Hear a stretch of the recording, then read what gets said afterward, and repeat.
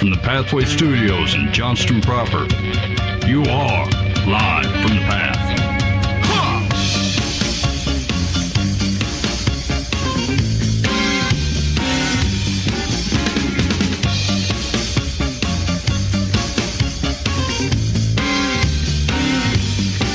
I am a working man. I get things done.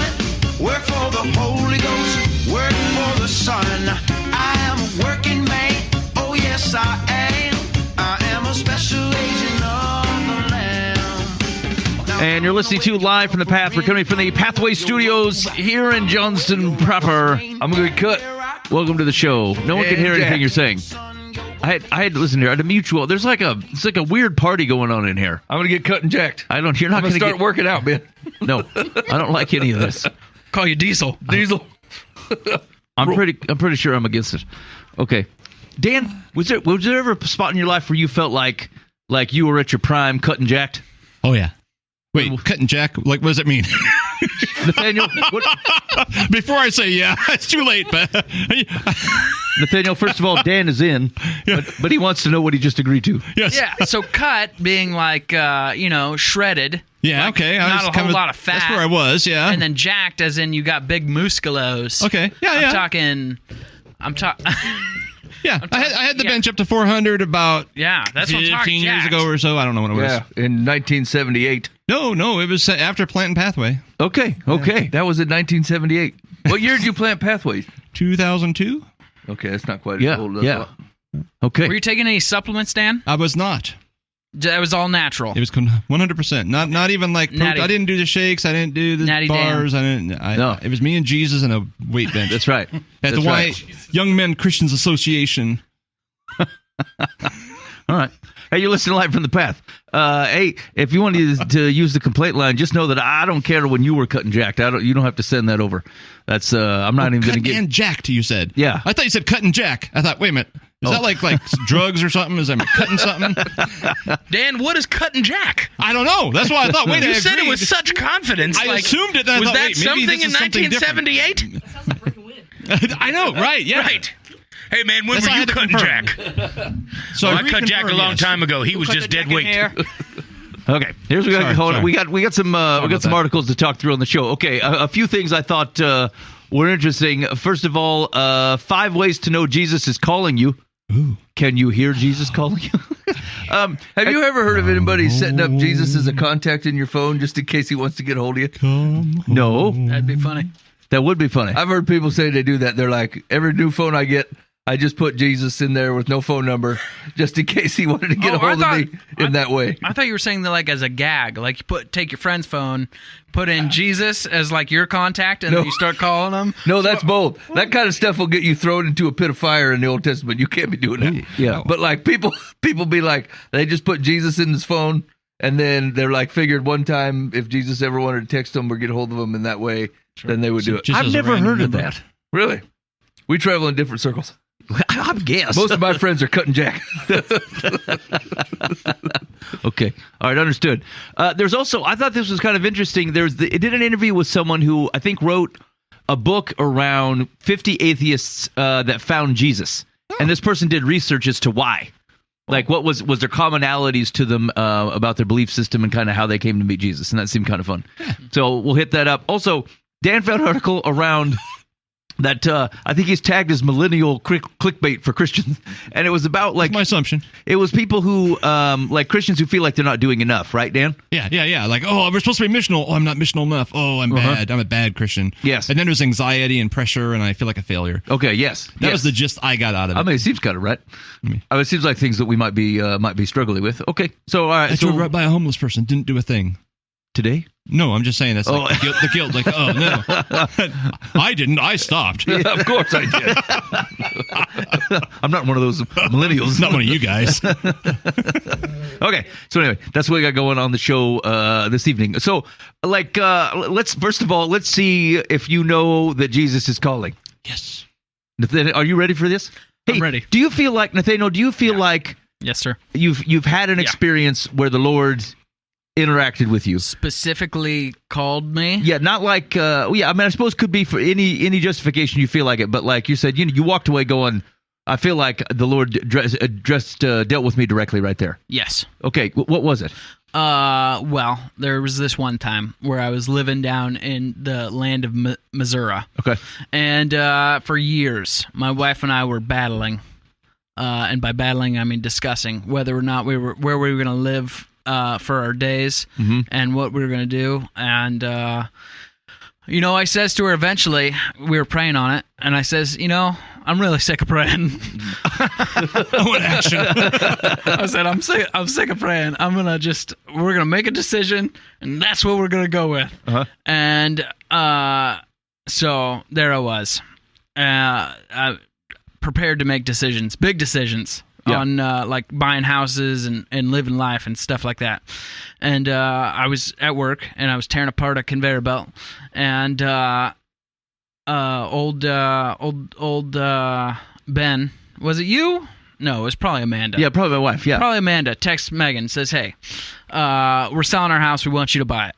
And Megan texted me while I was at work, and I said, I've looked in Iowa. There's not a whole lot of jobs that are around in my what I do for a living that pay anywhere close to what I'm making down here. So that seems real silly, but I'll look online just for the kicks and gigs of it.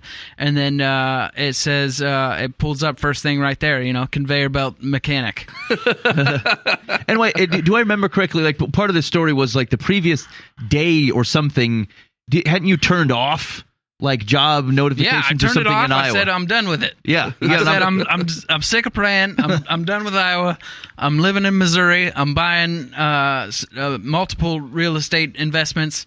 It's gonna be sweet. Yeah. Okay, so you took all human actions to go. I'm done with this. Exactly. Okay, got it. Okay, continue. And then so I was like, oh yeah, this is rich. And I sent maybe the sloppiest resume known to man. And like 45 minutes later, I was hired. And like met salary expectations. And, yeah. Yeah. Okay. And then you gave me a real sweet deal on your house, so that was a bonus. And I moved up here. Nice. And here we are. Here we are. Okay. Now I live here.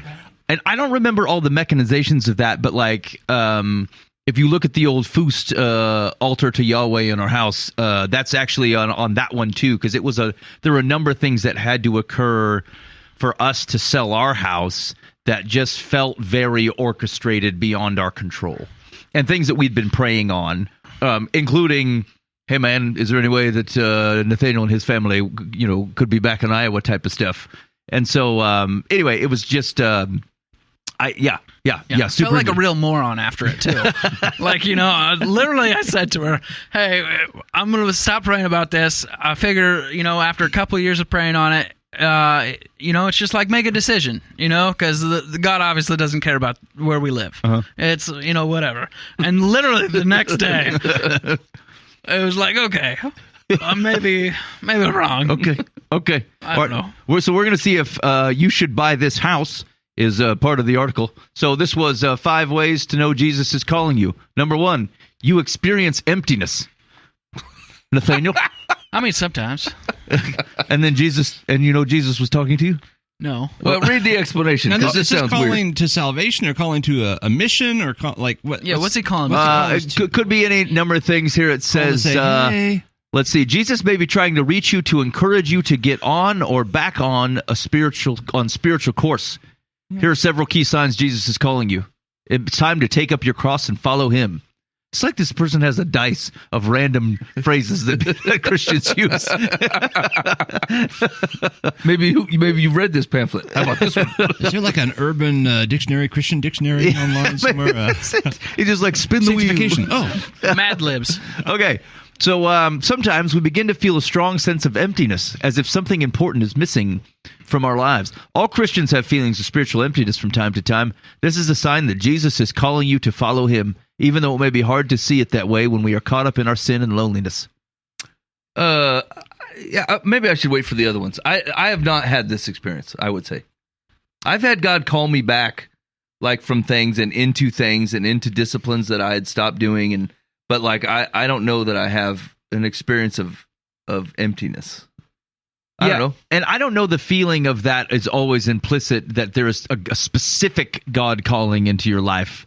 Again, I know people fall on different sides of this, but like, if you want the Holy Spirit to speak, the Bible is it. The Holy Spirit has spoken, and the Holy Spirit may also speak in other ways to you personally. But like, this feeling of emptiness, I'm not sure implies that there is an extra biblical message out there for you from Jesus.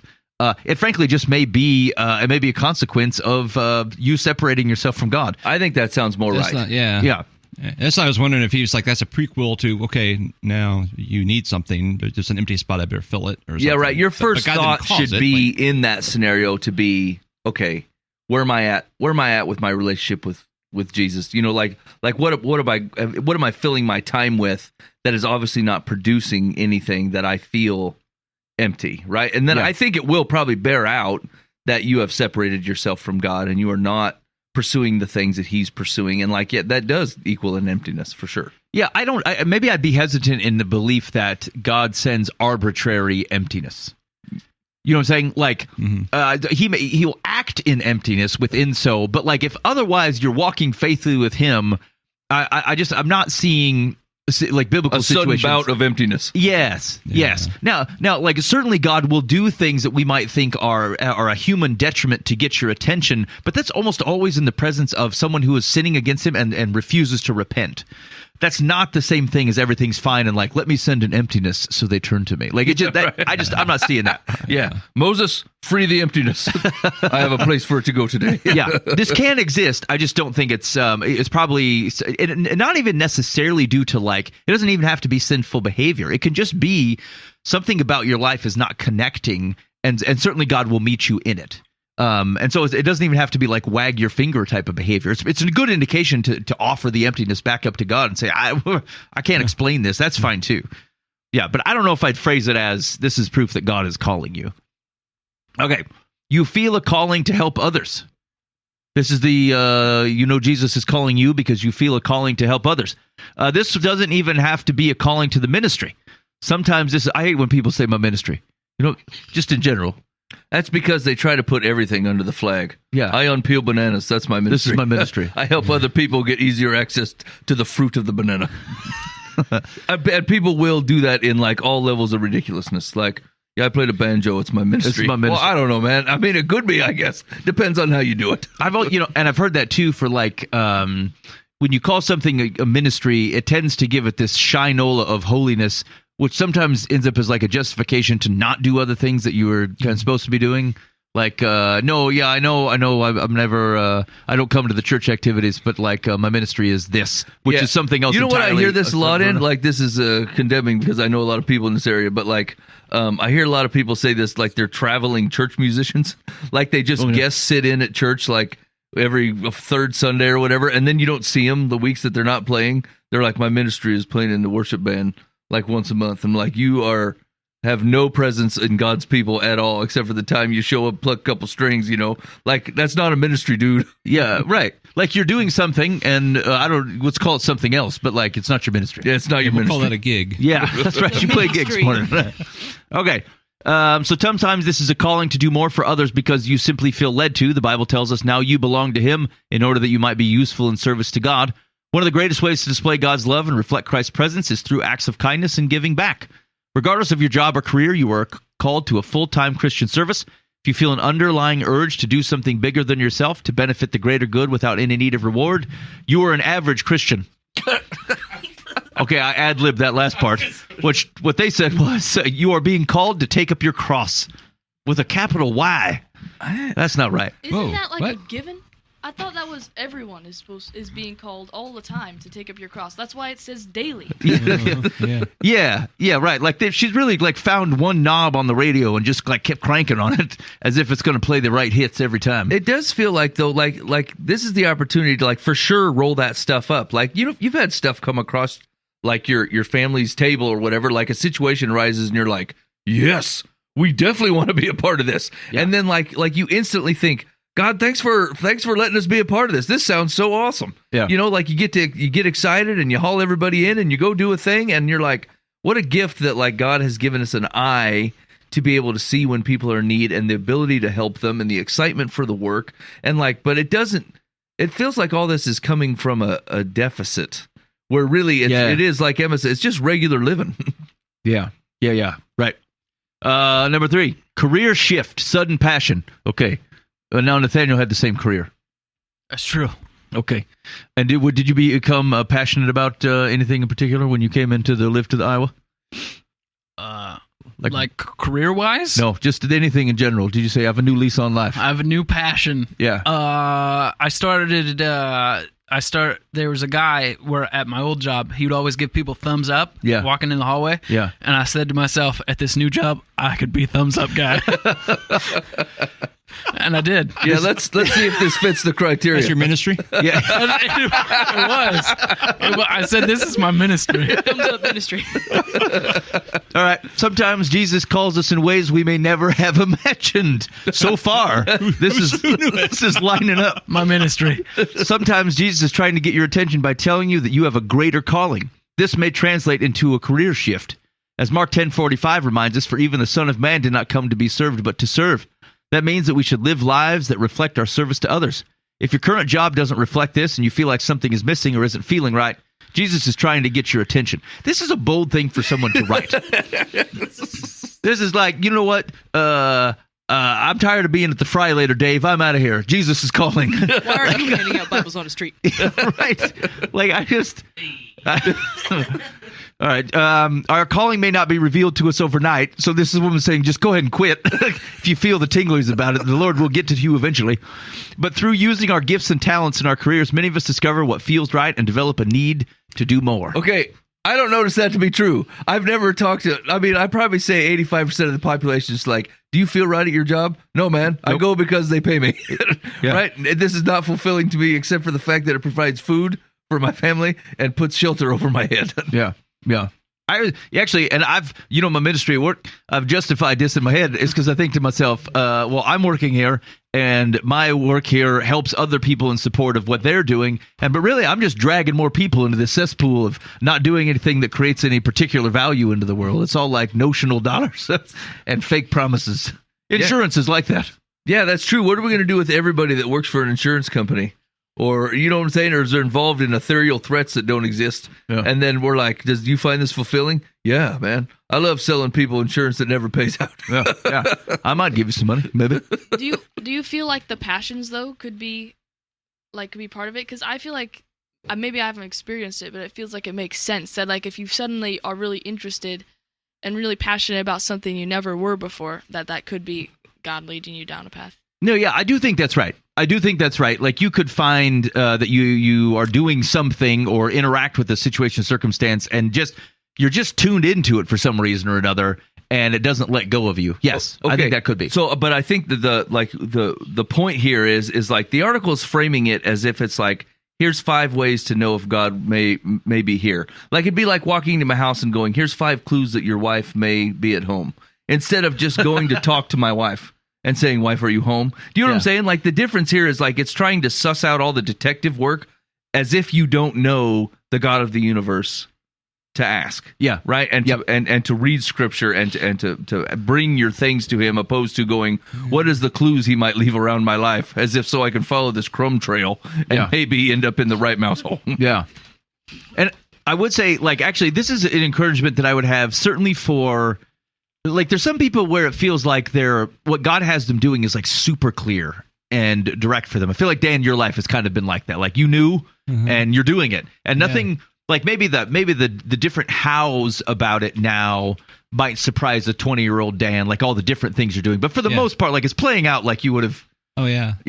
I mean, for 4th grade, it was clear. I was like, what 4th grader says, yeah, that's what I'm going to do. Yeah. I mean, and that's right. I'm going to be the thumbs up guy. So, but like, if that's not you, one of my encouragements to be is to like cast a wide net, man. Like, you just never know. Like, take for example, so this actually does still apply to Dan. 4th grade Dan didn't go, dude, I'm going to do radio. I'm going to be on a radio. I'm going to do podcast, stuff. And like, We've been doing podcasts for a very long time. Nobody has any particular background or skill in the thing. It's just it's something that by casting a wide net, you experience things, and then you can. Yeah, maybe it's something that God turns a light bulb on for. Honestly, we just, you know, I've been doing this a long time. I've been part of homeless things, ministry things. Yep. Right. Where like the church is, but I wasn't directly. I was like, yeah, I'll give you batteries, whatever, you know. Yep. But somebody else did all the stuff. And for like the first time ever, like I walked into a homeless camp, I don't know, a few weeks ago.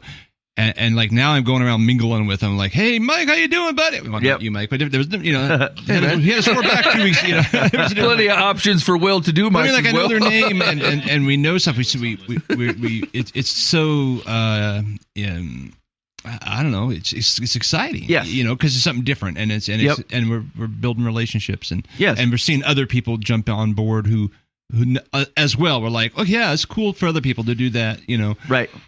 But to be in the middle of it, it's pretty neat. Yeah. Yes. So God keeps giving you new fun stuff. Yes, that's right. And actually, I would say that like just being on the sidelines of Dan's work as a pastor, like Dan does cast a wide net. Like I've seen you get involved in all kinds of things. Like, well, maybe there's something here, and sometimes there is, and sometimes there's not. Mm-hmm. And so like, but if you're a person who's, you know, it could be your job, sure, but like to Emma's point, just thinking about passions and things like.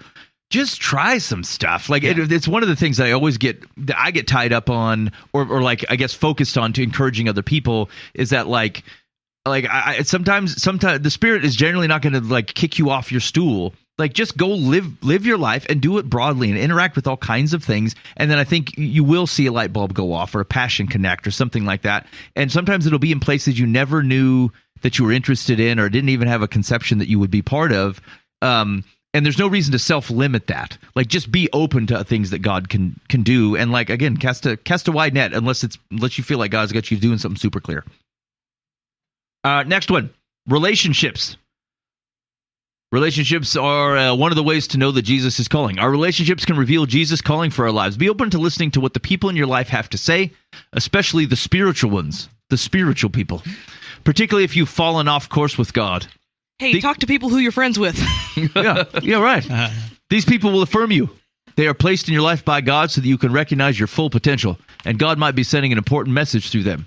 On the other side, be mindful of people who take you off course with God. Anyone who causes a separation between you and God is not a good person to have in your space. Once we remove these people from our lives, we're in a better place to see God's calling for our lives. Do you have a bellwether on who your spiritual friends are? Yeah, like we confuse this a lot. I was just talking to somebody about this over the weekend. We were talking about like the difference between Western culture and Eastern culture, like where like the words you say can be divorced from your actions in Western culture, and like that's not the culture the Bible was written in. That's not how Eastern culture works now, you know. And so like when it all boils down to it, Jesus of course nailed it, and he's like, you know, good trees produce good fruit. Bad trees produce bad fruit. And so like I look at lives of people that surround me, and like the folks that are consistently producing good fruit, yeah, those are the people I ask. Like I've made plenty of phone calls with calling somebody and been like, look, I'm having a hard time sussing this out. You know, can I run this by you? Would you pray with me? Do you have any? I'll take your advice actually, because I think it's coming from a place that wants to honor Jesus and not honor me. And like it's super helpful, you know. And so, yeah, it's easier to tell than you think, right? When you make it gray, it means that like the people that you're thinking about asking, you might not have good selections, right? Like you should be able to think of like in your mind, come up with the top 3 people that you would go to give you biblically good, like solid advice, not like to pat you on the tush or tell you you're great or be like, hey, yeah, I understand you're screwing this up. You know, it happens to everybody. Hey, you know, like you want the people that's going to go, look, you're straying from what Jesus has for you. You're missing the joy that he's offering. And this is where it's okay to make a move. And sometimes even when it's not confrontational like that, it could be just, they're just, you know them as people who are aligned with the Spirit, and they're going to say something that they didn't even know, you know, but God like will say, I mean, I actually agree with this one in the article. I mean, it's there are times you hear from God through people, and you just go, okay, they didn't have any clue I was even asking about this or thinking about that or whatever. And it's just I've totally had that happen a couple times. Yeah. I think that's being attuned to things, and like my wife has often said, like sometimes it's people around her, but it tends to be like a combination of something she read in the Bible and then there's a podcast, or it shows up ran in a sermon or something that wasn't aligned to the same thing, and then somebody else mentions it. And so then you start to feel like, similar to I think some experience that Nathaniel was talking about, like stuff just starts pulling together, and you're like, I'm just not buying that there isn't a hand in here focusing on something like that. Okay. The last one is attending church. This is a way to know that Jesus is calling. Go to church. If you've been out of touch with Jesus, like these are all interesting because they see Mike's right. These are defensive. Calling, I was hoping Dan would do that. calling, oh sinner, come Tennessee home. bird walk. If you've been out of touch with Jesus and off course spiritually, you may not have been to church, but you're likely to be on beliefnet.com reading this article. You may not have been to church in a while, and if you've been attending regular, you may feel disconnected from the service and message. But if you found your way back to church, or you're in a church and a verse, a song, or something in the pastor's central message catches your attention, it is a sign that Jesus is reaching out to you to listen. Don't think this is just by chance. The Holy Spirit is active in God's house and sending you an important message. Why does this all have to feel so like... Why does it have to be in the central message? Yeah. Like, yeah. It Just just the greeter gave you something. You're like, no, man, you ain't the main show. I'm moving on to the pews. Don't talk to me. Yeah. I'll take that sprinkle donut, though. It's just like it's unnecessary. These are all unnecessarily binding, right? Yeah, okay, well, it doesn't have to be a Sunday morning. It doesn't have to be a particular part of the message. It can be, Well, but it doesn't have to be. So, like, in general, how would you help somebody answer this question? Like how do I know what Jesus... most people are in an ethereal, question. They're not a full-time pastor. They're not, like, a youth leader. They're not a worship minister. They don't, run a charity that hands food out to the homeless. And so they're like, look, I'm just a sheep in, sheep out type of fella. But what is God's calling in my life? And can God's calling... Who's that dude? There's not a camera on you, so I needed a substitute. Okay. So can the calling be on my life? Like we've talked about this. Can it be sheep in, sheep out? Right? That you're just the regular living guy and it catches you on, random things? I've said this, I don't know if this is right or not, but I was talking with my wife about this, and I was like, think about all the people, all the Israelites in the Bible that you don't know their name. Yeah. They're just some dude, They're just trying to, be a guy, live their Israelite life. Yeah. Yeah, and what do you know about Enoch, right? Like he walks with the Lord. He didn't do it. He didn't no marks of remarkability about him, right? There's not like he cut off the top of a mountain or he led people anywhere. They're just like he walks with the Lord. I feel like this article didn't even end up answering the main question, because if you can go to church or you can be talking with a friend and they say something or you hear something and you're like, wow, that really fits with what I was thinking about, or that feels like something I read, or I feel like that's really touching my heart or whatever. If you can pick that out, you know you can hear your calling from God. Yeah, right. If you have It's the not spiritual even- eyes to catch that something's going on, then you already have all the elements necessary. Yeah. Yeah. So when they're like, hey, you might hear it at church, but if you could hear it at church, you could hear it anywhere. Yeah. So I don't understand. Yeah, which maybe gets to the broad point, which is that this is not a transaction. It's not like you do this thing and you'll hear from Jesus, and it's not necessarily that if this thing occurs, then the Lord is beckoning to you. The presumption is that God is always using the things at His disposal to draw you to Him.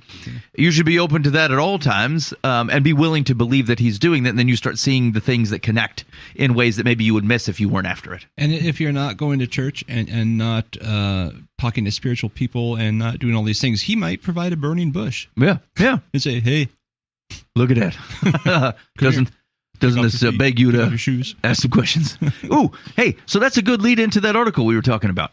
So let's pull that up. Let's talk about the interview with the folks. 50 atheists found Christ. It says Christians rejoice when atheists give their lives to Christ, but typically we only see the end result. Unless we know the skeptic personally, we rarely get a detailed picture of what brought about an openness to faith. In Atheists Finding God, Unlikely Stories of Conversions to Christianity in the Contemporary West. That's a catchy title. Oh my. C.S. Lewis Institute teaching fellow and Side B Stories podcast host Jana Harmon presents findings from her conversations with 50 atheists who came to faith. So here's a couple of kind of key points. One of the questions was, what were some of the commonly held beliefs of the atheists you interviewed before their conversions? I don't know. Any thoughts? Unlike if you had to think, but what do you believe that atheists think? I suppose that's too broad of a question. Let's see how they answer it. I'll give you a shot at another Christians one. are weak. They're, Okay. intellectually weak. That is the whole atheist thing. Their common belief is there's no God, Ben. That's what we're submitting. Yeah, that was kind of a weird question. All right. They said, generally speaking, they viewed Christian belief and believers through a negative lens. Okay. Lacking exposure to genuine forms of belief, many developed their perception of Christianity through an unfriendly, distant cultural perspective, which led to reductionist caricatures and stereotypes. Okay. That's not surprising to me. Like they believe something based upon a really actually I would ask it the other direction too for Christians. Yeah. Is like your beliefs about people who believe one thing, act in a certain way, have certain types of relationships. You should know people. Like you should be living such a life in which you start to interact with folks, and like regardless of how Jesus may speak into those situations, we should not be walking around with shallow or caricatured views of people and how they think and live and love and all this stuff. Okay, so but that's basically what they're saying here is atheists have a belief about Christians. I actually ran into this. I was looking for an answer to something online on some forum or something, and one of the related questions what had to do with an atheist asking a question about Christianity, and the only people that responded were primarily other atheists, and like these were the most ridiculous representations of Christianity that I'd ever seen. That would basically what a lot of them were focused on what I would say a very shallow representation of parts of the Old Testament, and then a dismissal of Jesus in light of the Old Testament. Wouldn't you say that's representative of really most of the population? They don't have to be atheists, but just that they look at the church like they have no clue who we really are. Yes. Watch a Hollywood version and you'll be like, they have no idea. They have no idea. They saw the Noah movie and they're like, crap. They believe in rock people. I mean, we believe in way crazier than rock people. Right, exactly. Right. If you're going to commit some of that stuff, let's put the good stuff on there. I mean, talking donkeys, Let's see. For those who had some contact with religion or religious people, they found Christianity to be wanting and unattractive. Faith was... Yeah, we do that. Yes. Yeah. Yeah. Like Buva specifically? No, not Buva specifically. Okay. It's a behavioral question. It doesn't have to do with your vanity. I didn't even have a mic at that point in time, man. You just throw me into the bus. Calm down, Narcisse. All right. Did you say Narcisse? Yeah. Yeah, it's how he likes me to render. He doesn't like to be called a narcissist, and so he says, "You should call me Narcisse." That's true. I do that. You got me. Faith was often painted as superstitious, delusional, and uneducated, irreconcilable with science and contemporary ways of thinking and living. Christians were often seen as intolerant, bigoted, judgmental, and hypocritical. Okay, we are some of those things. Yes, we've earned some of that, but like as are everyone. You're right. Like we just have a very you can go look it up. You can check us pretty easily. Most people are functioning off a set of their own personal wily beliefs, of which you couldn't validate whether they're being honest with them one way or the other.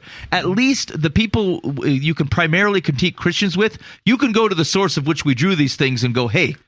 This is where I think no, you're that's true. astray. We're open to criticism based on whether we're actually living out the thing we say. Yeah. But like you'd have to read it to know it. So that's the thing is most of those accusations are leveled without actually doing any research in it. Or at least shallowly. Or shallowly. Yes. Yeah. Well, that's where you get into the combative nature around, hey, the Old Testament laws and like those types of things. They're like, well, you're hypocrite. In fact, somebody mentioned that today. I heard someone say something like that.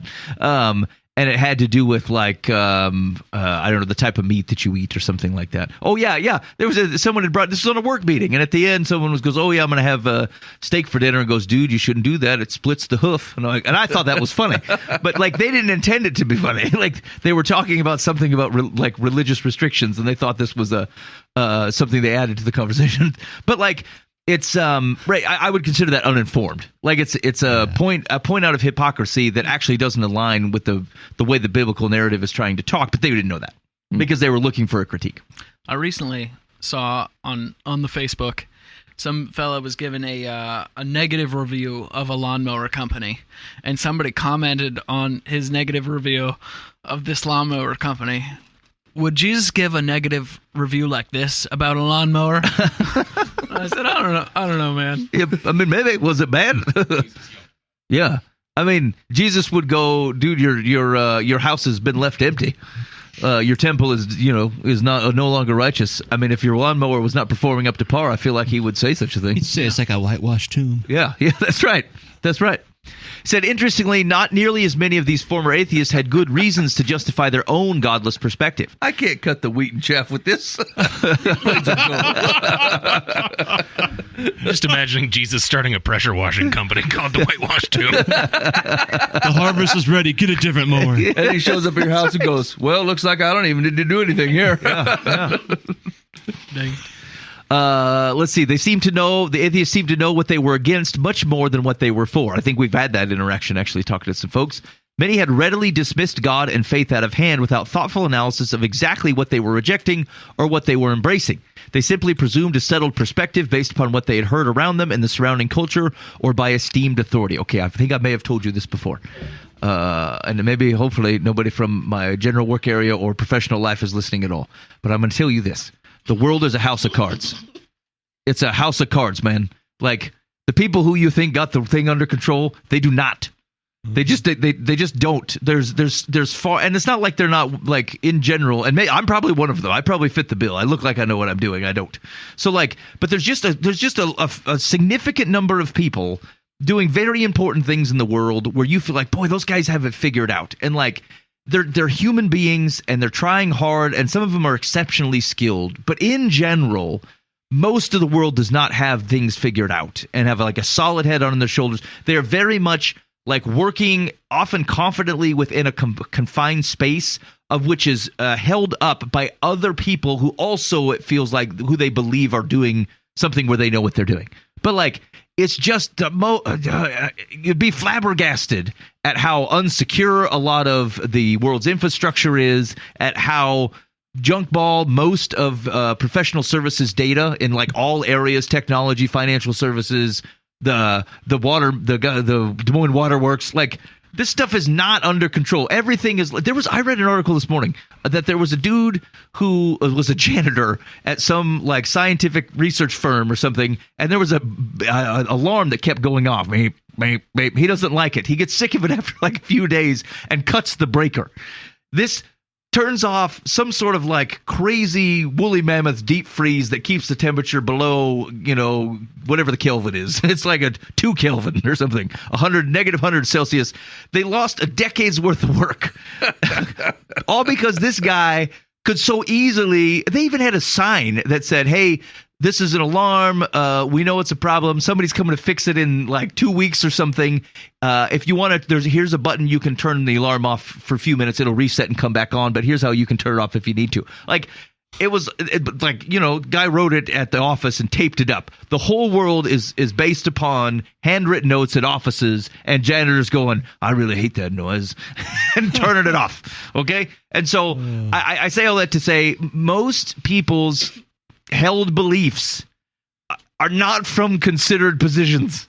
Like, they found an idea that they either liked or disliked. They reacted strongly to it. Most of people's rejection of beliefs are tied to other people's beliefs. They didn't like this man, their mama or daddy, or some politician they saw or something. They figured out what those guys believes and go, I definitely just don't believe like them because it's the same blender, and if I believe it, I turn out like that person and I'm out. Yeah. Like, that tends to be the depth of which people are connecting with stuff. And, in the denominational church world, so many people don't understand. I see people, like, fighting tooth and nail over different denominations, whatever, against each other and everything. And I think half of them don't realize that it was just that all traces back to, like, two dudes who argued all the time and made their own groups. And it's not even. I mean, we're closer than we think a lot of times. Yes. But we're like, I'm out of here. You guys are awful. You're Satan. And it's just like, what? I mean, right. Like, what? Right. Right. You don't even know that, like, most of these times we don't even know the basis of why we're having the arguments. We took an argument from authority and then I heard went a preacher to town. say this. Now I'm going to fight it. People just love something to be mad at. With that, and it's true. I'm going to fight my whatever Calvinist friend or whatever. Like, there's like you'll run into folks that'll be like, it's King James only. Yeah. That's the holy book. And you're like, why though? Well, because it is. But why? I mean, like, seriously, they're like, if you don't read King James, you don't actually know Jesus at all. Like that. But where'd you get that from, friend? And like, they got nothing. But like 2 pastors ago, He said King James is the holy book only, and then like it just stayed. You host this, Mike. I'm going to have to sort through Textus Receptus in the complaint line for the next 2 weeks because you said they got nothing. They got nothing. Way to go. If it's good enough for Paul. That's right. Paul used the King James.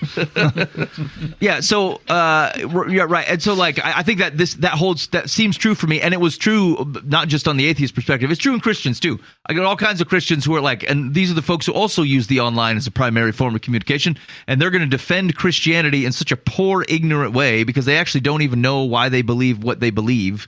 Sometimes it's embarrassing. Yes. Yeah, seeing some of the fights going on the internet, you're like, I wish you would I'm just on your stop side, that. but right. No. Hey, think about it this way. Think of how many by the end of 150 years after Jesus dies, just go 9. What's likely 100 years? So 100 or less, which is all the New Testament's likely written within that span, right?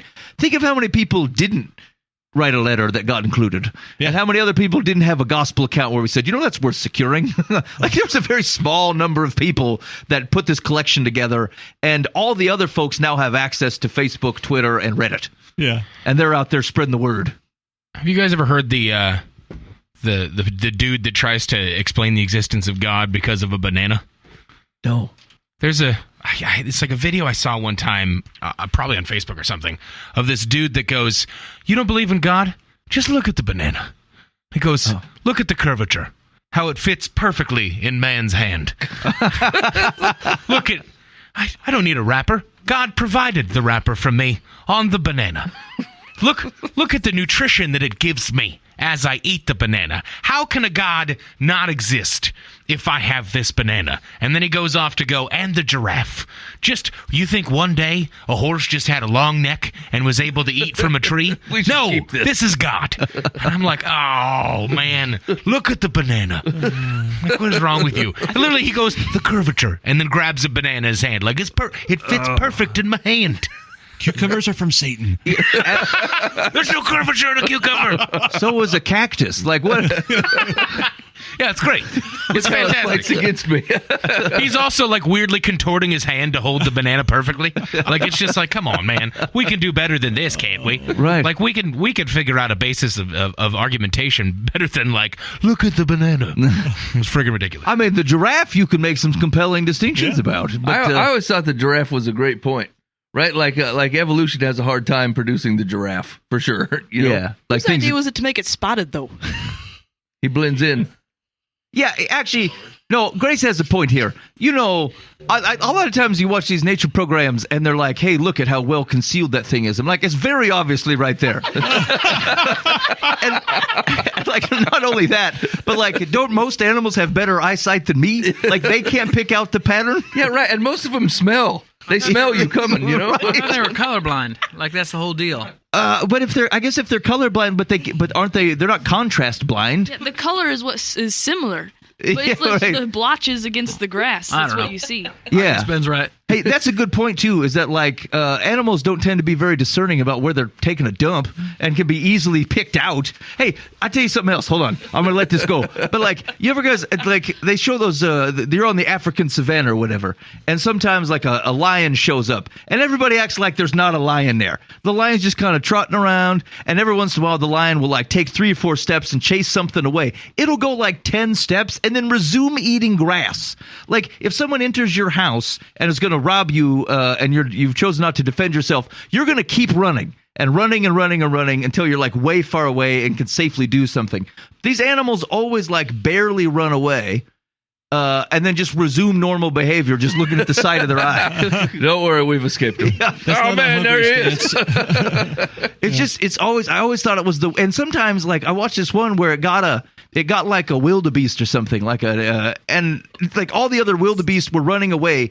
It starts to eat this wildebeest, and like the others look back and go, oh, well, they got Ted, and then they stop also and resume eating because they're like, well, now we're safe. they must have found one. It's because they are safe. Why? Because the lion's eating for sustenance. They're not going to just kill everything they could possibly kill. Yeah, maybe he could have 2 wildebeest. But once they've got you've got to realize, like the animals are not very often gluttons. Yeah. Like they're not killing for anything besides just what they can take in. That's why they're not killing off entire populations. Nope. This is a lie. This is a lie. That doesn't apply to cats or raccoons. A raccoon is constantly beheading my chickens for no purpose. Constantly. It leaves the entire carcass body and the head next to it. It just beheads it and leaves. You see this happen? Oh, yeah. Like you watched a raccoon behead your chicken? It's the evidence. Yeah. Yeah. That's what raccoons do. They Yeah. don't like the noise. Yeah, they don't like chickens. Okay. All right. Well, I will go ahead and take back the carte blanche statement of all animals saying- don't do that. I'm just saying- I'm fairly certain, though, that, like, lions, I mean, they're pretty well known for, like, killing the things that they Yeah, absolutely but what do need. you know and about then the they're done. appetite of a lion? Maybe he can have 2 wildebeest in a day. The problem is you don't see that very often. As you not just on- described as the Because we don't wildebeest. live in the savannah. The They probably wildebeest shut the camera but off the point after the was first is one. that the wildebeest just stopped because they go, oh, we got Jerry, we're good, because he got Jerry, they're good. They were dumb enough to get Jerry caught in the first place. It's not like they're masterminding the whole thing. They're idiots. Oh, okay. So it's a solid point. Like humans appear to have the thought that someone may continue to attack me simply because they're murderous. And they're capable. Well, the lions are certainly capable. They are, yes, that's what I'm saying. Yeah, but and so you say there's a fear. This doesn't seem like a good evolutionary trait. Like the wildebeest at least goes, hey man, things are fine. But if you've evolved to the place where you're murderous, I feel like this doesn't seem the Don't wrong you direction. think a hippo would grow a third toofer? You know what I'm saying? If the evolution was Third right. twofer is what Mike, the biologist, just said to me, just really whiz-banging a point down to me. Don't you think that a hippopotamus would make a third toofer by now? If evolution was real, you bet it'd have 3 tusks. You bet your butt that hippo would have 3 tusks. Like the evolution always stops like just before it would be super useful, right? Like at the point where when you have become fully armored, be able to fly, and then live off of air only. That's what I would evolve to. I think biological imperative to stay alive in your circumstances is different than having a genie that gives you wings. Okay, well, tell I'm me- sure a hippopotamus would really love a machine gun if it could just have one. That's what I'm like, I saying. bet it'd be like, I got 3 toofers, and I got this AR-15, and I'm gonna take out all of you. Like, of course. But that's what we're saying. Like when evolution makes its argument, they're like, yeah, they came out of fish or whatever. Like the fish is just like sitting in the water, looks out and goes, you know, it'd be great to be up on that land. And then what? Like thinks real hard about it and like poops out an arm or something. Fish is sitting in the sea in about 250,000 years. I swear I'm gonna get you. Actually, 3 toofers, a machine gun. that is actually the justification I've heard around the giraffe, right? Like, oh, it couldn't reach the leaves. I mean, like, So it just thought really hard and went. wouldn't have it died out? So I wake up every morning and go, come on, hair, come on back to my head.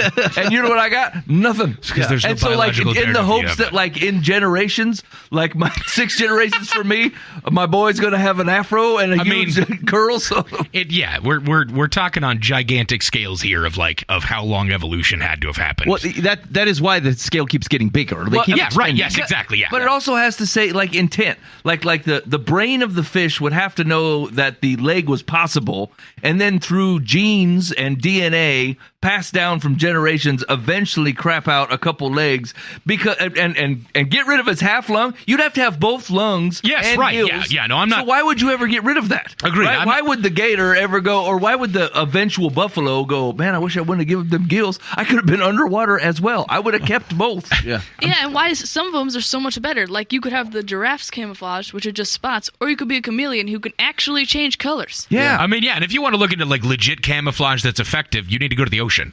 Like the some of the animals that are or the fish that are completely able to be 100% unseen, it's insane. Yeah. Like it is flat out crazy. You look into camouflage within the animal kingdom is insane. So that's what I'm in marine saying biology. is if evolution is actually the deal, like it's really not trustworthy because there's so many better combinations of characteristics you could have put together to get yourself the ultimate animal. Yeah. Because we're not the ultimate animal. My flesh can be pierced. I mean, I need neither is a hippo. armor protective skin. I would never go. The ultimate animal is a hippopotamus with 3 toofers.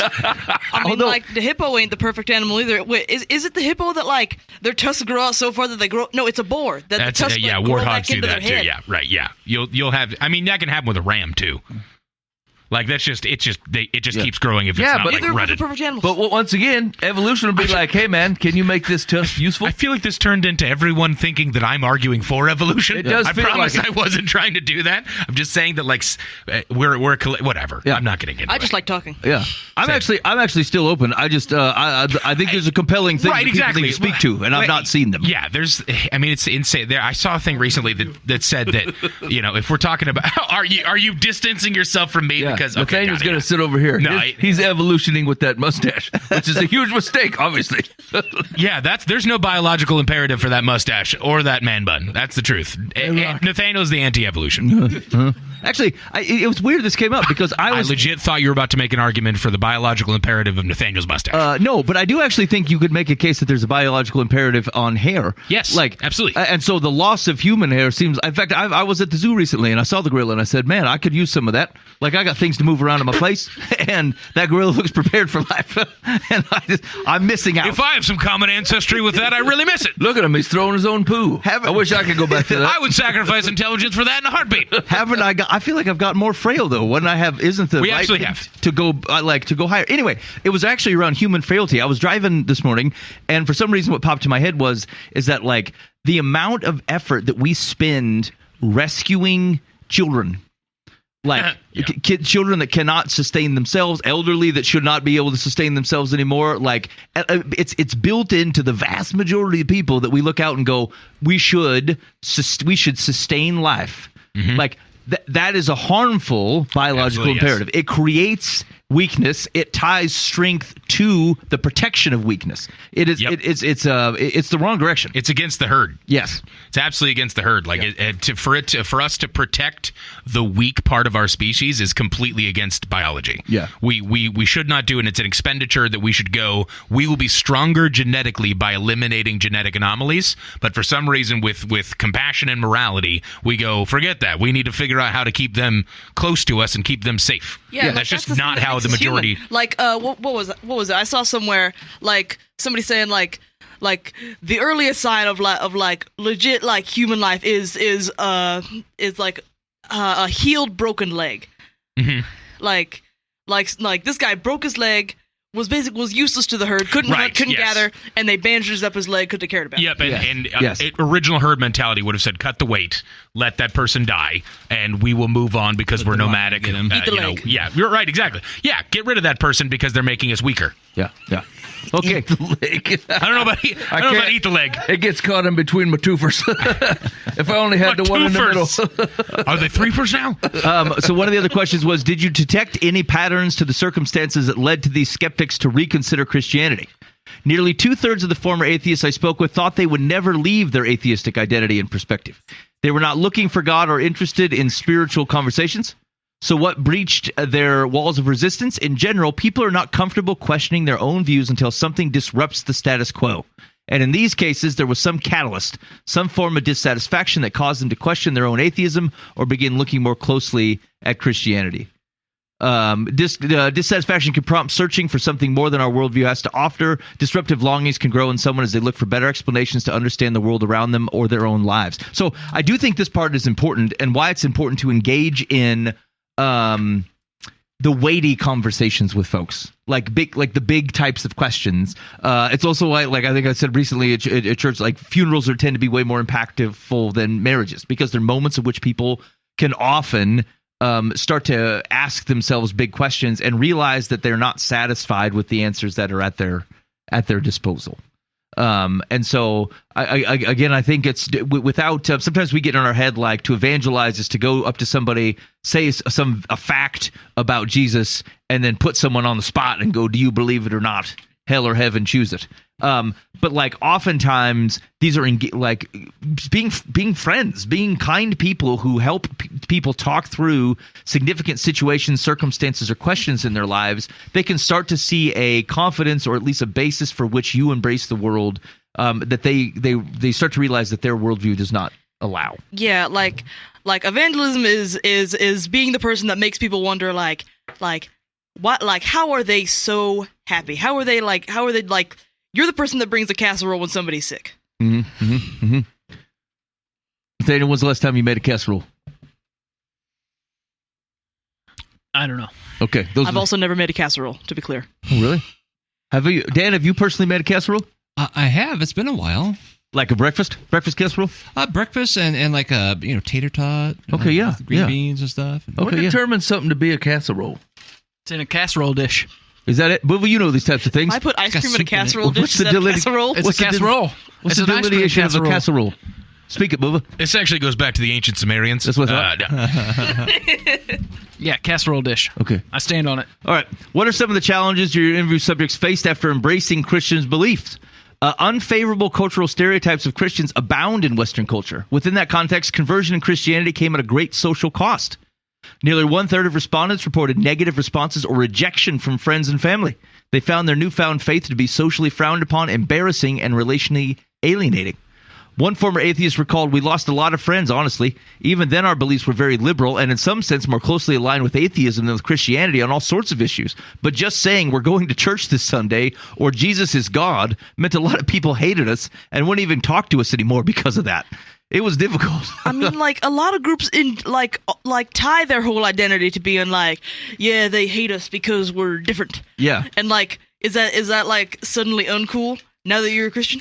Oh, yeah, right. Like they're only in celebration of their own differences, not differences that otherwise would separate them from that group, which is an elitism all of its own. Yeah. Interesting. Okay. Let's see. Conversion story, blah, blah, blah. What do we go? Oh, yeah, here we go. When it comes to sharing the gospel with skeptics, what lessons can we learn from your research? In many ways, sharing the gospel with skeptics is similar to sharing the gospel with anyone who doesn't know Christ. The first thing to recognize is that everyone is unique. Just because you call yourself an atheist doesn't mean we can presume exactly who you are or what you believe. Beliefs are always formed and then held in the context of our own life stories. It's important then to take time to listen to individual perspectives, to hear what people believe and why they believe it. This not only allows you to value who they are and what they think, it also, unnecessary semicolon, also reveals personal questions that are often lurking beneath the surface of intellectual objections. It gives you a pathway toward meeting people where they are. Yeah, so like everybody gets to this point, right? And so the question is like, do you feel like people will realize that their current worldview will not hold the questions they have? Like, are you afraid to help them get there, as if you're contriving it? Right? Like in your head, you always think that there's an organic way that they will just come, they will run into this on their own, and then they will come find you and ask follow-up questions because now they've come to the realization. But I mean, how many times have you been convicted through a sermon or, just reading your Bible or something like where you came to a thing and like you're like, oh man, okay, I was I was shown where my thinking wasn't right or where it wouldn't hold anymore, Yeah. And so like there's a lot of different ways to get there, and some parts we bail a little bit because we think, well, there's no reason to really get into this yet because you don't believe the thing, and so there's no reason to start like even talking about individual sins, right? When those individual sins are actually what's creating most of the anxiety and trouble in their life is coming from the fact that they are continuing to separate themselves from God in this way. And so like we're hesitant to talk about it because you're like, well, there's no reason to point you to, changing your life in just to fix a sin if you don't know who Jesus is. But like some of that stuff is found through the exposing of this is what separation from God actually looks like, and it is producing X in your life, And so I think we bail on that. I think I bail on that for sure. Yeah. Yeah. I think like if it's coming from God, then you should be open to the fact that it can be helpful in somebody's life in some way or another. And like I think one of the key takeaways is like it's just an engagement. It's an active engagement that says like this is needed, it's necessary, it is helpful. And oftentimes what feels like rationalized thought that people have come to is hardly that. It's much more of it is tied to emotions. And frankly, a lot of people's Christian faith is tied to like the people who have trouble leaving the faith, even if they like in their minds rationally no longer believe it, because their relationships are at church. They have good memories going back with their families in church situations. Like they did feel love and cared there. It's I think there's that, and then there's fear. But like a lot of times, remember we've read articles about pastors who don't even believe things anymore, but they're still there because so much is tied to their cultural identity. And like I want them to stay in the church, but like recognize that like people's behavior is like they're totally susceptible to human things, tying them to spiritual truths that they may not actually even believe, but they're too afraid to give up those relational or emotional aspects that are tied to it. And the same thing can be true for atheism. The same thing can be true for alternative lifestyles, right? Yes. Like they have memories and relationships and community in a place, and like they may not feel as strongly as they once did, but they built their whole life on this thing. Yes. And so like it's a big change for them, to leave just like these guys were talking about their community and their base, to do a thing.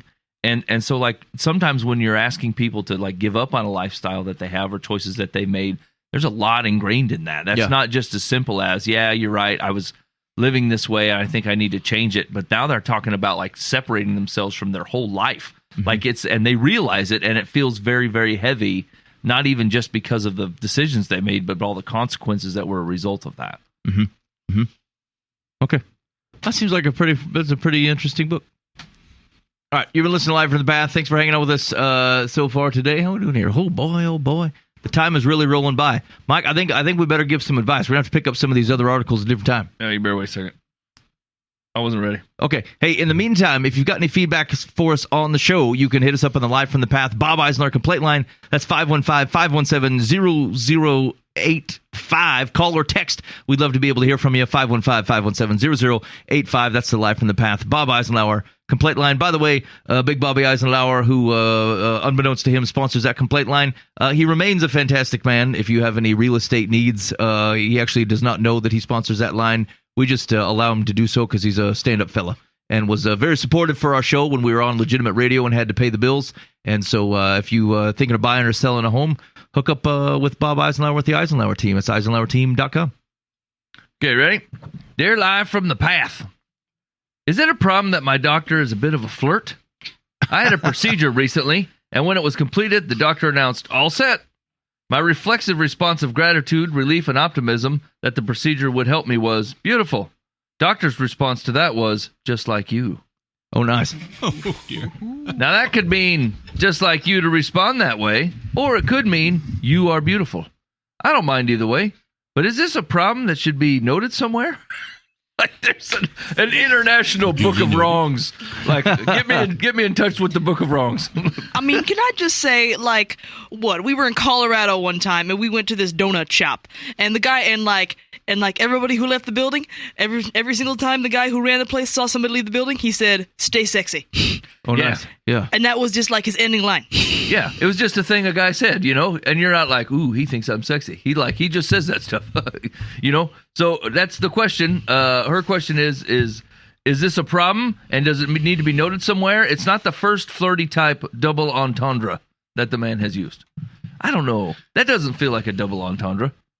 Yeah, I don't know. I don't feel like that requires any type of Like if it creeps you out, go somewhere else. But I don't think there's any. I mean, is it? Well, This is an at-will relationship. Like, you're not forced to stay in it. And so, like, you're like, if it's a question that might bother you, then, yeah, I mean, I'd cut a trail. You don't want to be worrying about this all the time. But on the other hand, if you tell the story flat, like you just told it, I don't see any offense. Yeah. I mean, can someone not remark that you're a good-looking gal? Some people are just nice. Yeah. The lead singer of the band Jackal Yes. once said to me that he didn't want to take a photo with me because he doesn't take photos with people that are more attractive than him. Yeah. Now, we all know that's not true. And Narcisse was born from out of the pond. And thus Narcisse was born. That is his mythos. Yeah. And I was like, oh, thanks, man. Thanks, Jackal man. Don't you own the Full Throttle Saloon? Yeah. All right. He was a cool dude. Sometimes people are just nice. It's fine. Yeah. I wouldn't. I mean, creep out by it, say it. yeah, agreed. Do you feel uncomfortable? Either. I mean, you could mention it or you could bail. But like, if it just feels like they're.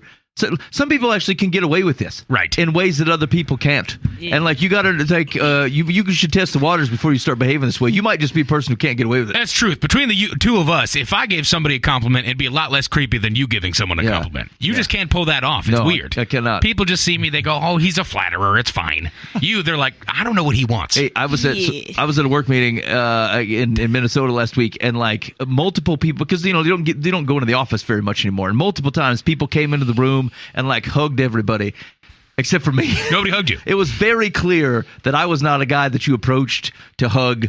And I also obviously did not offer to hug anybody, and I felt real good about it, like about the whole circumstance. I've been to that same office once and got hugged by multiple people. Yeah, it's not for me. I put off the right vibe. That's all I'm saying. A doctor they do see you in compromising positions. Yeah. So it's probably not an appropriate time to like talk about your. I mean, I don't know if that's What the if she situation, meant like Dan. you're a beautiful person, like as a whole? like not the way James Blunt says it. Yeah. You're beautiful. I mean, I can tell you why that. she's like Yes. I get the reason why she's scared of it, because like, I mean, like ladies are told constantly like oh, this guy's trying to flirt with you, this guy's trying to whatever, and then he's gonna take advantage of you, whatever. And like I see her, I can see why she would think that. Like that does not mean that is the thing happening, and like Right, I get that. but like generally the way that women are conditioned about flirty dudes. Okay. I could see her reasoning behind that. Yeah. That's a fair point. I think it is a fair point. Is it possible that in trying to instill a sense of caution in girls about the creepers out there, that you've actually taken something pure and nice away from plenty of very like lovely folk? Yeah, or nervous dudes. Nervous dudes will say weird things. But here's the deal. Yeah. Justifiably, there are a lot of creeps out there. Like, there are a lot of creepy people. But most of them are very nice. Wow. I feel don't that know way, if I was gonna say, I'm not going to throw out a most or like not that many situation, but like there are just a lot of them. Somehow my wife and I were talking about affairs tonight, and or our lack of them, obviously. But We haven't had enough affairs. but one of the things was like We should just cut the show now. yeah, it's over. It is like I'm so socially awkward around women that it's not like she had anything to worry about. I'm not that guy. I'm not like, hey, beautiful. It's like I'm so afraid to cross any lines. I don't make any lines. Yeah, So I just kind of go, oh, there's a woman. Go over to the ice cream section quick. I don't know. Just go a different direction. I'm not that paranoid, but I don't have any relationships. Code blue, hit the ice cream. Yeah. I don't hang out with girls. But with women. I don't go to coffee with them. I don't. Yeah. Well, actually, the thing is like we sometimes err a little bit too heavy on dudes. Yeah. Like especially in Christian circles, that like we are so protective of like having any relationship with women at all. Just the appearance of what might be, Yeah. Or, Yes. Now, like that could happen. To be fair to the guys in the room, like almost everyone in here holds a place of authority in a church structure. Like, yeah, you're going to have to watch that closer. You're not just a regular guy. You are leading people through God's word. And we're like, all pretty good looking. Yeah, and we're all amazingly handsome. And so like so like we do expect you to watch that a little bit. But like on the other hand, like if I didn't even approach my wife when we first started dating. She literally asked me out. We played Madden football, right, on a video game forever. And like she's just sitting there waiting for me to ask her out, and I'm like, "Good game." I'm right. And then and then I cut a trail. Boy, that girl is pretty good at the football game. Okay. So somebody made, when I was in high school, there was a friend of mine who was a girl, and like she had put together this like collage of pictures and stuff from our band, like. And like cut out things or whatever. Mike has like a much giant one, but like this was like a small like table stuff. And this girl had put this together and given it to me, and I just thought, oh wow, that's really cool. I'm good. I thought what a nice thing to do. Like, how many other people are doing this? It just did not. I mean, it took me probably 5 years later where I looked back and I thought, what a dingus I was. Like, I should apologize to this girl. I said, look, she's certainly moved on from whatever she might have thought might be there. But like, for her to have taken time to do something so nice, trying to lead someone to kind of get an idea that, hey, I might be interested, and me so stupidly to not recognize it at all, I thought, man, she was rescued in this moment. Yeah. It was to her best interest that I had no idea. I told you about the time where like a gal invited me to her house, beautiful woman, and she was in lingerie, and like it was 25 years later. I thought, Wait a minute. Wait a minute. She wasn't just looking for Bible study. Completely like, hey, you ever talk? You going to church Sunday? I mean, Must be laundry day. yeah. You knew I was coming, right? Yeah. Oh, Aren't you cold? I'm a little cold, actually. I'll put on a coat.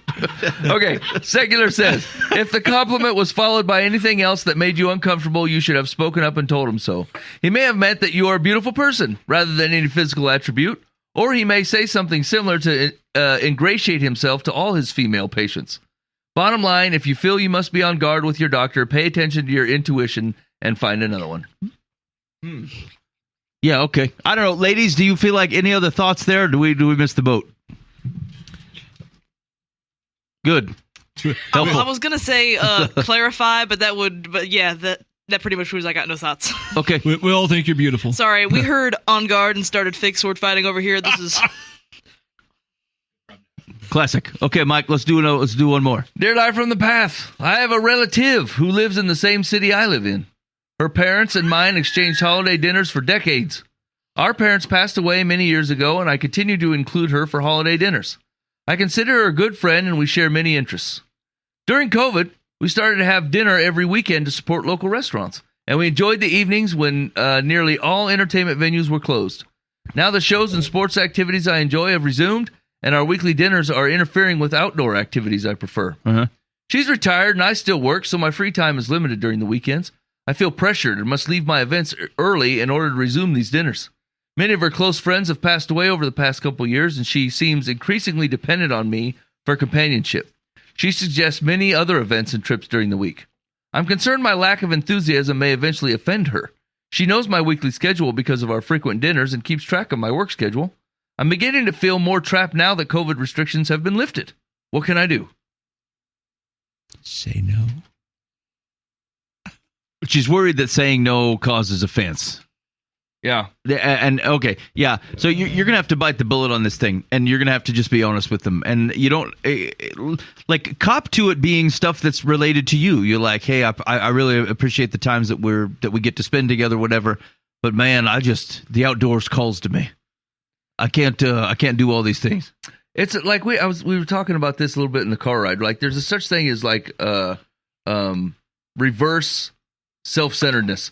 Right, where you believe that your actions will have such a large impact on other people, like that you are the center of the universe with the people around you. Yeah. Right. So like, yeah, it's true. It's going to have an effect because you have a relationship. But like, you need to back off the worry that it's going to be so devastating. If it's so devastating, it wasn't a healthy relationship in the first place. Like people have legit boundaries and know that they have lives intertwined with other people and should be able to reasonably take in that like, hey, the situation has changed. My family does this or I do this or whatever. And like, it should be a disappointment, but shouldn't be a complete like ender of all things. Mm-hmm. Mm-hmm. Buva disagrees. All right, let's have it. Do it anyway, you say. Is there not a level of just like rise to the occasion to be a nice person? Like, this is obviously something that means a lot to them, and they've had a lot of loss in their life, it sounds like, and they've literally clung to you as a friend. They're a pharaoh. You do what they want, otherwise the punishment. Why is it always the situation where the person that needs someone is automatically just a mooch entirely and is some kind of ancient Egyptian bad guy? I don't know. That was weird. There's a certain level of like, yeah, I mean, you can find a compromise. Instead of doing weekly, just go, hey, can we switch to bi-weekly? Wait, isn't that what they're talking about? Doing it less? Yeah, but the ladies like they want to do it more. But you guys so far have said, yeah, you've got to realize that there's a level of opposite self-centeredness where you think you're going to break their life and stuff like that. You could. Why not just find a place where it goes, hey, instead of doing this weekly, I actually like going out, blah, blah, blah. But that's not a relationship. That's an owner, right? You do exactly what I ask of you. Otherwise, like things are going to go horribly. I mean, I think that's not a healthy relationship. I'm not saying it's healthy because they're like clung to you, but I don't think the way to do it is to figure out how to just get out entirely. Well, I don't think that's nobody what we're suggested suggesting that. Yeah, nobody Yeah. said get out entirely. I think the recommendation is that like if you feel like as the things are coming back that you would like to not spend all your time doing the things that happened during COVID, but you want to get back to some of the old activities, then you should say that. Like I don't understand like what kind of relationships are we talking about where our reaction is today be dishonest about it. Like wouldn't I want to share with them these are the other things that I want to do. I need to cut back on how often we're meeting. I mean to your point, like you just do bi-weekly or something. Like, that totally makes sense. Yeah, so like think of it as like if we were doing a Bible study with us fellas every Thursday night, right? And like we did it for a while, we did it for 6 months, a year, and like I came to you guys and said, "Hey man, look, my kids are getting to an age where like I feel like I'm not being able to spend quality time with them. I'm going to have to shag out of this Bible study." And you'd be like, "Sure. Yeah, I get it. Totally. Right. Yes. I understand what you're saying." That is not the situation she's bringing in. She's basically saying, look, if I were to get out of this Bible study, it would completely wreck her. In fact, she's trying to do 3 Bible studies a week to spend even more time. Well, only if previously, before you asked to get out, someone doing the Bible study with you was like, "Hey, I just so you know, like I really appreciate you doing this Bible study with me. Like I need you doing this Bible study with me. It like fills up my week. It like makes me feel good about it. Like I center my week on this Bible study because it what helps ground me right now. Thank you for being there." And then you're like, "Yeah, but I gotta go." Sorry. I mean, all her other Bible study partners are dead. That was included, yes. Yeah. But still, I mean, there are always going to be people in your life that want to control your schedule and your calendar, and you can't let you've got to control that. So if it's legitimate, you just have to not. I mean, don't back out all the way, but you don't have to set boundaries. Yeah, there you go. That's right. You just need a boundary to it. You need to know what you can accept and what you can't, and like and firm the boundary and like don't let it cross. Yeah. And I think there is a notion to what Buva was saying. Like there's a notion of sacrifice for people, but it feels like maybe you were already doing that, right? Like, and so it does not have to be. There doesn't have to be a permanence to it because at some point you do have to ask yourself, and this is often like quarrelsome to sort out, but like, am I actually helping? Right, like you can enable such a thing of which people who need multiple relationships and like who are trying to focus a dependency on you, like what you do, think, say, or whatever, or interact with them drives how they think about themselves, how they think about other people. Like that's not healthy. And so like you want to be cautious to not otherwise enable something that puts them at a disadvantage, because you know what, sometimes you're going to go out of town, sometimes you're going to get sick in the hospital. Like you can't have people falling apart because everything has to flow through you. And so like temporary I'm in, but I do think there is a healthy path, and a healthy path says when your friend of you, if you are actual friends and they say, fellas, I got to do this thing, or like I really want to do this thing, I enjoy it, I feel like I got to get outside, and so can we cut us down by half to go, dude, we'll miss you, but yeah, definitely, because this person wants what's best for you, and if, as well, and if that's not the relationship, like you should acknowledge that and then figure out how to guard that. And there's no reason you can't bring Samantha along with you next time as well, and say, hey, now there's 3 of us, and now you have a new friend, and introduce them to new people. And then you can kind of back off and let Samantha, step in a little bit. Or I'm saying cut them off. You say down, you're out completely. Yeah. Why? They're a wet rag. Think about it. All their dead friends. Oh, you think it's an omen, like death is coming for you. You don't want them around. Yeah. Hey, Grandma, sorry all your friends are dead. We can't play chess anymore because it fills up my schedule. Exactly. Grandma's out. I didn't want to mention it, but yes to that. Is that the Green Reaper following you around? I can't even say it. The Green Reaper. Dan, was that your attempt at getting to Grim Reaper? I was trying to get there. Was that the Green River? What did I say? I don't even know. The Grim Reaper? I've had a lot of water. We got 3 Teefers over here in the Green Reaver. The Green Reaper. What the heck? I would like to I'm cutting all of you off is what's happening. I'm cutting a rug. Take me with you. Don't cut I would like to meet the Grim Reaper's trail. cousin, the Green Reaper. He's just over there picking his nose. He's got a bat. Are you the Grim Reaper? No, I'm just all over the harvesting. forest. I'm the Green Reaper. No, my cousin won't hang out with me anymore because of COVID's over. He's the guy who owns the scythe. Hey, I'm just a guy that owns a scythe. No, they're not cousins. The Green Reaver. I think that there's probably a balance to both perspectives. So I think Boova's right.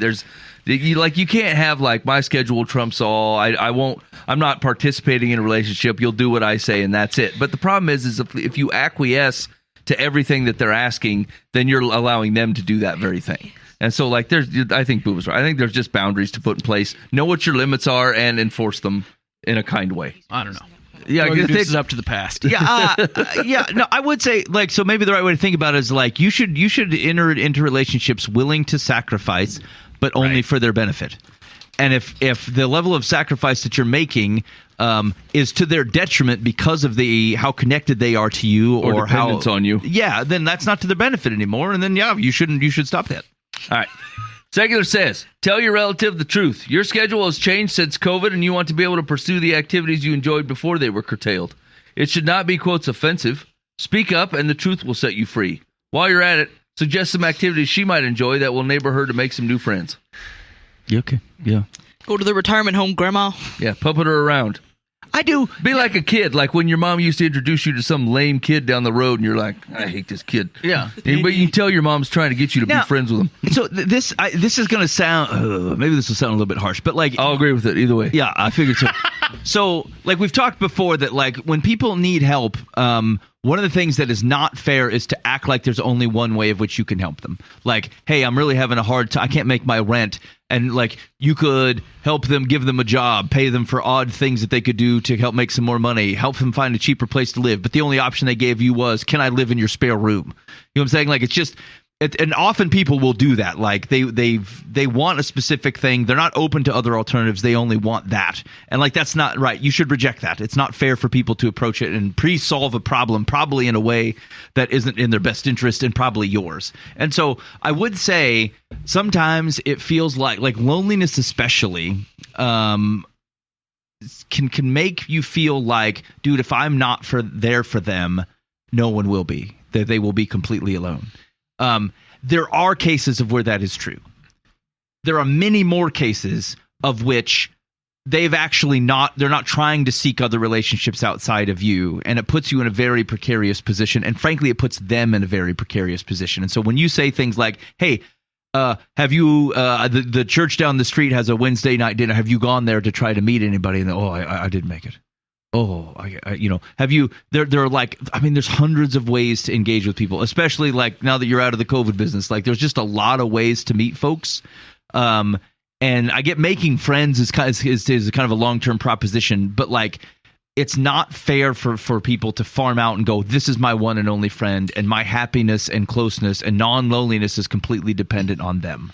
And so just even then you're not being a great friend to accept that premise. And it's okay to say, look, you really need to get out. You need more than one person in your life. I will let you down, not intentionally, but like I've just run into this too, especially when you got like, you're not the only relationship. Like, are we saying if you were proposed with the same thing, like let's say the comparison here is like the person wants to go out with their family and you say, well, between you spending time with your kids or you spending time with me, I want you to choose me.